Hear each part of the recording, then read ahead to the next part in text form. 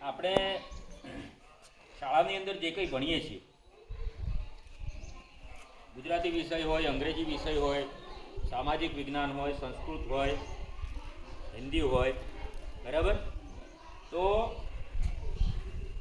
એની પાછળ સાહિત્યનું સર્જન હોય. સાહિત્ય એટલે દાખલા તરીકે ગુજરાતી તમે ભણો છો તો ગુજરાતીમાં પાઠ આવતો હોય, કાં તો નાટક આવતું હોય, મિથ્યાભિમાન, તો એના ચોક્કસ લેખક હોય. જો કોઈ પણ કવિતા ભણતા હો તો એના કવિ હોય.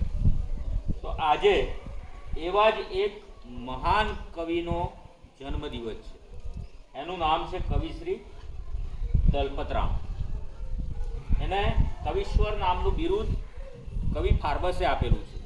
એટલે દલપતરામનો આજે આ છાપું અહીંયા રહેશે. તમે રિસેસમાં જોજો, આ બધું વાંચજો, આ તમારે કામ આવશે. આ કે ફેલ જશે નહીં. અમે તમારે જેટલા હતા ત્યારે આ બધું જોતા એટલે અમને યાદ છે. અર્વાચીન કાળ એટલે કે મધ્યકાળ એટલે કે પેલો નરસિંહ મહેતા પછી પૂરું થઈ ગયું. નરસિંહ, મીરા, આખો, શામળ, બાલન, દયારામ, પ્રીતમ, આના પછી નર્મદ અને દલપતરામનો કાળ શરૂ થયો. હવે આ દલપતરામ જે છે એમણે અનેક સાહિત્ય સર્જન કર્યું, અનેક એમની રચનાઓ છે. એમનો જન્મ 1820ની 21મી જાન્યુઆરીના રોજ વઢવાણની અંદર થયો હતો. એમના પિતાનું નામ ડાયાભાઈ હતું અને ત્રવાડી એમની અટક હતી. એટલે બ્રાહ્મણ સમાજમાં જ આવે. મુખ્ય ત્રિવેદી અટક હતી, પણ કેટલુંક અપભ્રંશ એટલે આપણે આમ નથી કહેતા, આમ રમેશ નામ હોય કોઈનું, પણ આપણે ગામમાં શું કહીએ, એ રમેશિયા. કોકનું વિપુલ નામ હોય તે વિપુલિયા, આવું બોલાવીએ ને. એવી જ રીતે આ કેટલુંક બદલાઈ ગયું, આમ ત્રિવેદીમાંથી તરવાડી થઈ ગયું.